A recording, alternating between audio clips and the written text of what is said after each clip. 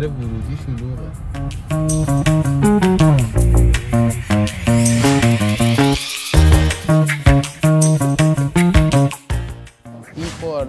امروز اومدیم نمایشگاه بزرگ فشن و مد استانبول، فوار مرکزی یا فوار مرکزی. یه هوای عالی بهاری داریم. یه نمایشگاه جذاب قراره ببینیم با هم که اصلا دم درش عجیب غریبه. آدما و تیپ‌ها و اینا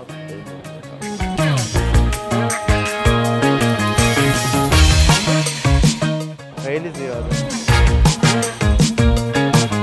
این طرف نمایشگاه لینگریه مال لباسی رو ایناست. رامو میدن؟ بریم ببینیم اونجا رو بعدا. دیگه بیاید با هم آروم آروم ببینیم چه خبره دیگه. آدمای جالب اینجا.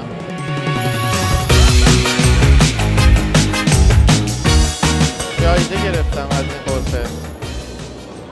لباس چیه به نظرت؟ غرفه‌های لباسای یه ذره فرمال‌تر خانوماست. حتی نه کژوال هم داره. مثل اینکه یه سریشون فروش دارن. یه سری ها ندارم، فقط شوه. فعلا دارم میبینم، دارم بررسی میکنم.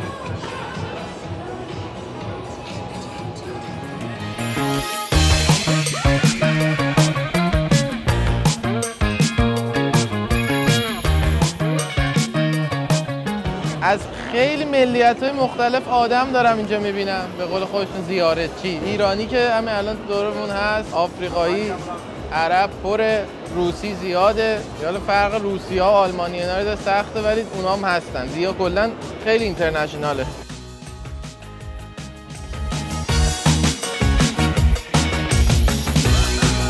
تو این نمایشگاه من خیلی دلم نمیخواد صحبت کنم و نکته‌ای بگم. بیشتر اومدم ببینم، دوربینم سعی میکنیم چیزای قشنگ رو نشون بده.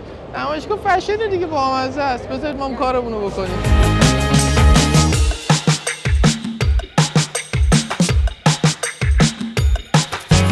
یه باگی داره، نمیدونم چرا هر گوشه چوسفیل دارن میفروشن. بعد بود سینما گرفته اینجا. چوسفیل تو نمایشگاه کی میزنه؟ انقدر برندای ریز میزی که اصلا اسمشون هم نشنیدم دارم میبینم. حالا احتمالاً تولیدیای داخلی ترکیه ان اکثرا دیگه. آره، کیف و کفش و مجلسی و راحتی و فلان و بیزار و اینا. این غرفه کلا خیلی جذابه. تکسچرها و ترکیب بندی های در واقع جالبی درست کرد روی میزا چیده.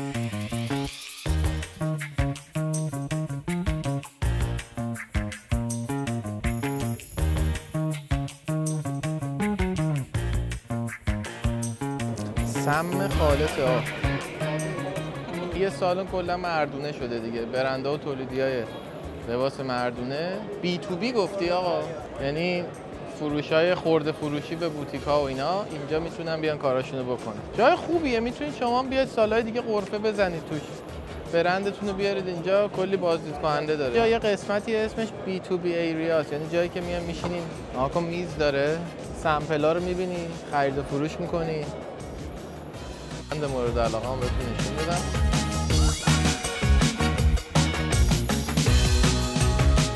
منجوق‌دوزی شده. برندها و مارکای معروفتر شناخته شده تر اینجان. الان وارد یه غرفه‌ای شدیم خیلی هم بزرگه. دور تا دور این فضایی که درست کردن غرفه‌های ریز تولیدی‌های کوچولو، برندهای شخصیه، دارن معرفی میکنن، فروششون رو انجام میدن.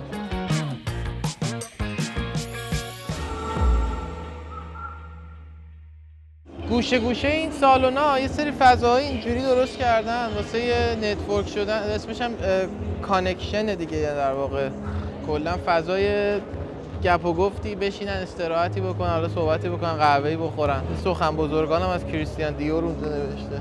میگه زمانی که هیچ رازی باقی نمونده، فشن همچنان یک راز است.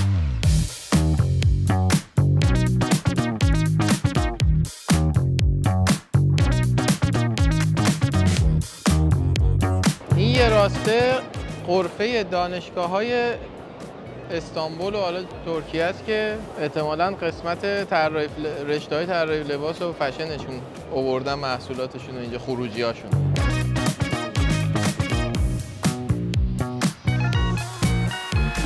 با این برند کار میکنید یا توی نمایشگاه؟ فریلنس کار میکنن. اینجا چجوریه؟ فقط میبینن یا فروش داره یا فروشه؟ یعنی میتونه بیاد همینجا لباسی که میخواد بخره؟ نه نمیخرن، سفارش میدن. سفارش میدن. مثلا میگن که از این مثلا یه 20 تا میخوام. آها. یعنی به خرده فروشا و عمده فروشا و بوتیکا میفروشید شما و بعد تولیدی اینجا میدوزه. این قسمت هم کلا مجلسیه اگه؟ مجلسیه. اون سمت هم نخیه. روبرو. اینجا این ور میره. آره همونجور که گفت اینجا قسمت مجلسیاست.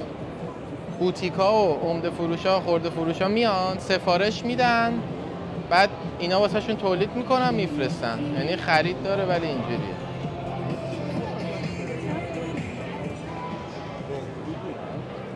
غرفه هایی که اینجا هست تو زمینه کارگو و واردات صادرات این محصولات و منسوجات کار میکنن. نکته ای بود همین درست گفتم. سرویس های حمل و نقل رو نوشته که از طریق هوا، دریا، زمینی و حالا مدل های مختلف بار شما رو جابجا میکنن این ور اون ور. اون لباسیرا نبنده، من میخوام برم.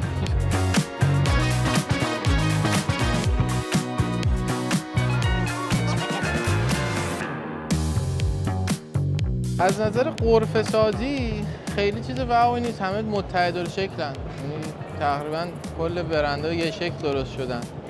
احتمالا دلیلی هم داشته، حالا نمیدونم دلیلش چیه، ولی اینجوری نبوده که وقت خاصی به وقت خاصی بذارن مثلا طراحی غرفه ها. فضای این یه تیکه که اینجوریه، یعنی غرفه ها اینجوری که میبینید داخل پشت سر من، یه جایی که بیان خریدارا بشینن همونجوری که دارید میبینید، گپ و گفت کنن، مدل‌ها رو ببینن، سفارش بدن. و خیلی هم اینجوری نیست من بتونم برم توش، چون مشخصه که خریدار نیستم. معمولا کسی نمیره تو. اونایی که خریدارن و میخوان مدل ببینن و سفارش بدن میرن. ما واسه همین بیرون بیشتر داریم میگیم. اینجا قسمت لباس زیر و تیکه کودک و ایناست. بریم یه ذره بیشتر ببینم، توضیح بیشتر میدم.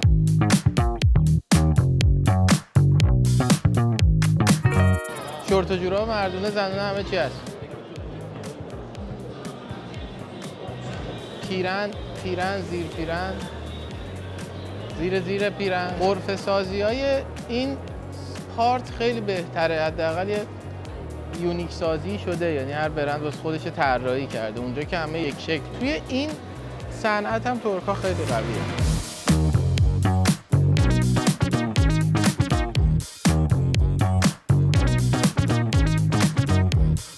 بجز برندهای خود ترکیه، برندهای معروف هم اینجا چند تاشون رو می‌بینیم، مثل پیر کاردون.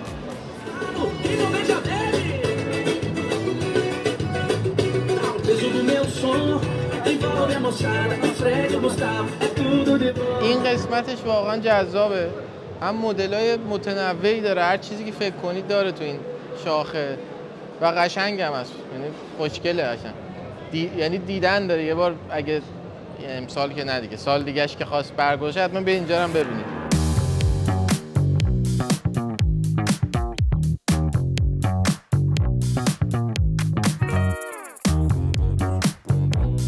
هر سنی، کوچولو تا بزرگسال، تو هر ژانری، لباس زیر، شنا، خواب، از این خوابای جاریکش، راحتی، پیژاما، همه چی داره.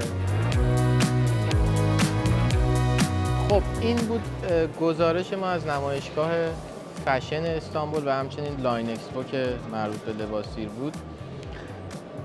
و اینکه بریم یه ذره معذب شدم، دایی اینجا بود. نمایشگاهش بدی نبود، یعنی اینجوری که فکر می‌کردیم. حالا اینترتینمنت های عجیب غریب نداشت، ولی خب تنوعش خوب بود انصافاً، به خصوص این سمتش.